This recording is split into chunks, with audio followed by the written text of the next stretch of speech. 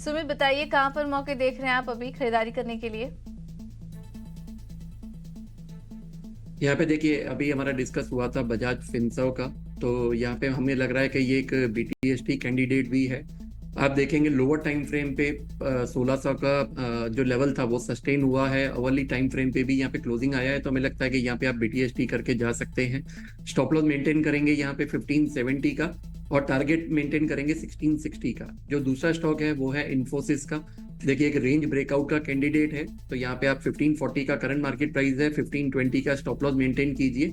Target रहेगा यहाँ पे 1585 का, 1585 का। चलिए सुमित जी तो हो गए। अब समीत जी आपके पास आते हैं। बताइए ट्रेडिंग के लिहाज से आखिरी घंटे में आपकी रणनीति क्या होगी? देखिए यहाँ पे अपोलो टायर्स हमें काफी अच्छा लग रहा है।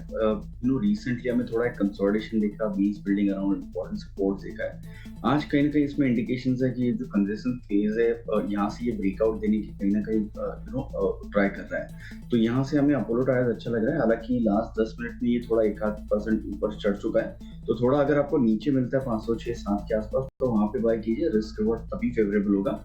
495 का स्टॉप लॉस होगा और टारगेट 522 का रहेगा। जो दूसरा बाय होगा one of the rank out performance में होगा इन्फो एज नौकरी। ये स्टॉक में एक डिसाइसिव हमने ब्रेकआउट कल देखा था, आज भी एक फॉलो मूव है।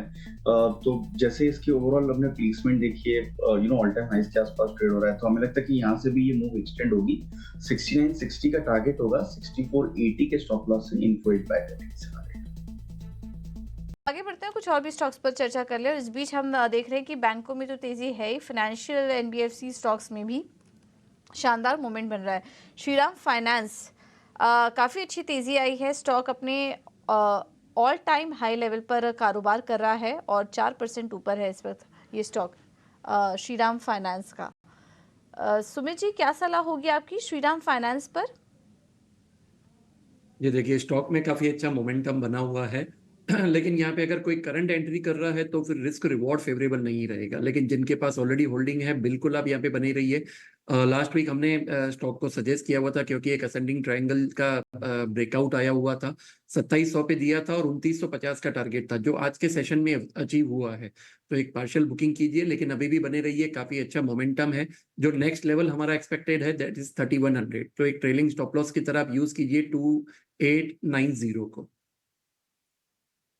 तो ये है नज़रिया तमाम स्टॉक पर इस वक्त आपको मिलता हुआ। चलिए ज़रा बात करें अगर हम ख़ास तौर पे बजाज ट्विंस की, तो बजाज फिनसर्व में आज हम देख रहे हैं तेज़ी का माहौल बना हुआ है। और इसके साथ ही अगर हम बजाज फिनांस में देखें तो यहाँ पर भी आज हम देख रहे हैं कि जो मोमेंटम है वो हल्की तेज़ी का है। तो बजाज ट्विंस पे काफ़ी वक्त से चर्चा नहीं हुई है। सुमित जी बताइए बजाज ट्विंस पे क्या रणनीति बन रही है आपकी? इन दोनों स्टॉक पर एक बेहतर नज़रिया दीजिए। देखिए पहले बजाज फिनसर्व की बात करेंगे। काफी टाइम के बाद स्टॉक आज एक ब्रेकआउट दे रहा है। अगर आप लोअर टाइम फ्रेम पे देखेंगे तो रेजिस्टेंस था 1600 का, और अभी लग रहा है कि 1600 के ऊपर यहाँ पे बिल्कुल क्लोजिंग आ सकती है। तो जिनको अगर पोजीशन बनानी है बिल्कुल आप न्यू पोजीशन यहाँ पे बनाइए। मैं यहाँ पे स्टॉप लॉस मेंटेन करूंगा 1587 का। हमें लग रहा है कि जो पहला टारगेट है वो करीबन यहाँ पे रहेगा 1650 का। अगर 1650 यहाँ पे सस्टेन हो रहा है तो फिर स्टॉक नेक्स्ट अपना हाई जो नेक्स्ट जो टारगेट है वो 1720 तक भी स्टॉक जा सकता है। तो अगर दोनों में से कोई अगर मुझे पसंद करना है तो बजाज फिनसर्व को मैं पसंद करूंगा। जहां पे बात दूसरी है बजाज फाइनेंस की, तो देखिए अभी भी लोअर लेवल पे सस्टेन नहीं, लोअर लेवल पे यहाँ पे ट्राई कर रहा है।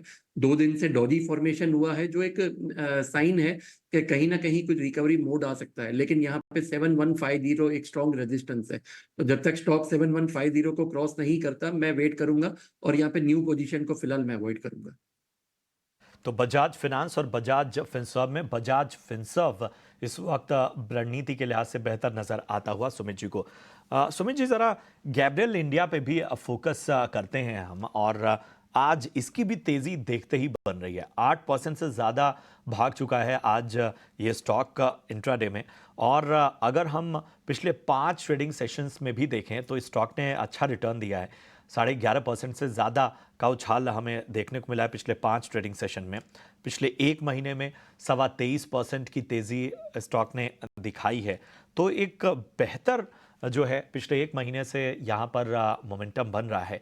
क्या इस ट्रेंड्स को पॉजिटिवली देखा जाए? क्या कोई मौका बन सकता है? जी बिल्कुल, जिनके पास ऑलरेडी होल्डिंग है, हमारी सजेशन रहेगा बने रहिए। जैसे कि आपने बात बोली, तो स्टॉक ने 330 का अपना एक स्ट्रॉन्ग सपोर्ट था, वहाँ से काफ़ी अच्छा पुल बैक दिया है 480 के लेवल्स का। अब अगर आप नोट करेंगे तो एक वीकली रेजिस्टेंस था 425 से 430 का, जो कल के सेशन में यहाँ पे क्लोजिंग बेसिस पे हमें मिला है और आज स्टॉक ने उसका एक फॉलो भी दिया हुआ है। तो हमें लग रहा है कि बिल्कुल यहाँ पे और भी एक्सपेक्टेशन है अपसाइड मोमेंटम का। तो जो टारगेट हमने डिराइव किया है दैट इज अराउंड 550। तो हमें लग रहा है कि ये अगले 15-20 दिन या 1 महीने में ये लेवल्स को टच कर सकता है। तो जिनको यहाँ पे stop loss as a trailing maintain करना हो, आप 440 का एक ट्रेलिंग स्टॉप लॉस मेंटेन कर सकते हैं। तो गैब्रियल इंडिया पर एक विशेष रणनीति सुमित जी की तरफ से आती हुई। पर बीच में जरा अदानी ग्रुप पर हम फोकस करेंगे और हमारे सहयोगी अजय शर्मा इस वक्त अहमदाबाद में हैं। उन्होंने वहाँ पर अदानी ग्रुप के टॉप मैनेजमेंट से ख़ास बातचीत की और उनसे तमाम पहलुओं पर उन्होंने जानकारी ली। कंपनी की योजनाओं के बारे में भी कई सवाल पूछे। अहमदाबाद से आखिर क्या आउटकम निकला है इस बातचीत का, मेरे सहयोगी अजय शर्मा बता रहे हैं। हम शांतिग्राम में हैं इस समय, जो कि अहमदाबाद में स्थित है और अदानी ग्रुप का हेडक्वार्टर है।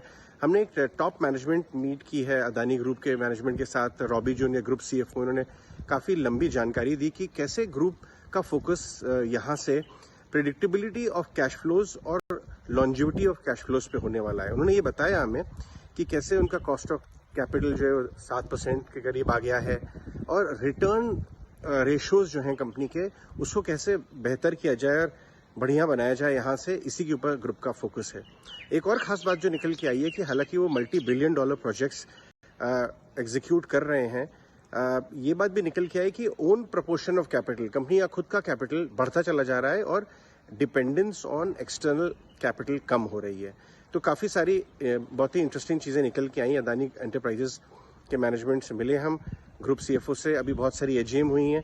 कैपिटल फॉर्मेशन के ऊपर उनका फोकस लगातार बना हुआ है, हर साल कैपिटल बढ़ा रहे हैं और 8 से 10 साल का व्यू लेके इन्वेस्ट कर रहे हैं सारे शेयर होल्डर्स के लिए।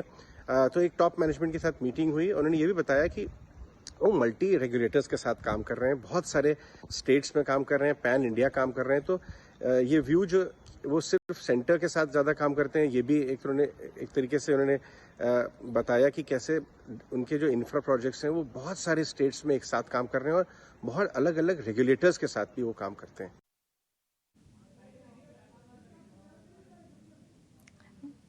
बिल्कुल। तो ये कुछ एक्सक्लूसिव जानकारी अदानी ग्रुप की जो एजीएम चल रही थी वहां से निकल कर आई है। अदानी एयरपोर्ट के आईपीओ को लेकर भी बात की जा रही है कि 2027-28 तक आएगा। ग्रुप का बेहतर कैपिटल एलोकेशन हो रहा है, रिटर्न रेशियो पर फोकस रहेगा और कैपेक्स में भी आने वाले समय में बढ़ोतरी होगी। तो ये कुछ आउटकम वहां से निकल कर आए। जब मैनेजमेंट से बातचीत हुई तो उन्होंने ये कुछ जानकारी हमारे सहयोगी को दी। अदानी ग्रुप के शेयरों पर सुमित आपसे सवाल होगा, क्या नज़रिया बन रहा है आपका? मैनेजमेंट के बयान जो हाल फिलहाल में निकल कर आ रहा है, अभी एजीएम भी हुई, काफ़ी पॉजिटिव कुछ कमेंट्री यहाँ पर मैनेजमेंट की तरफ से निकल कर आ रही है।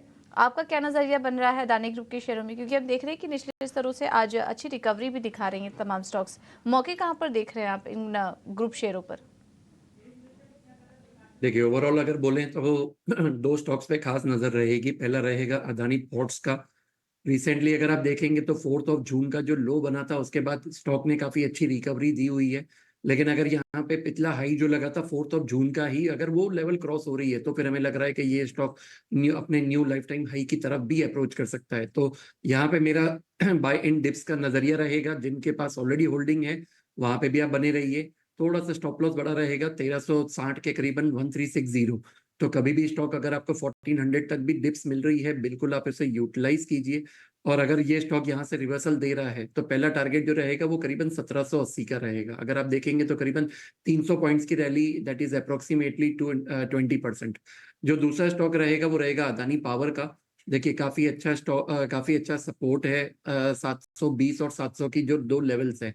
तो ये एक एक्यूमुलेशन ज़ोन है, यहाँ पे आप ध्यान रखिए और यहाँ पे स्टॉप लॉस जो रहेगा वो करीबन 670 का रहेगा।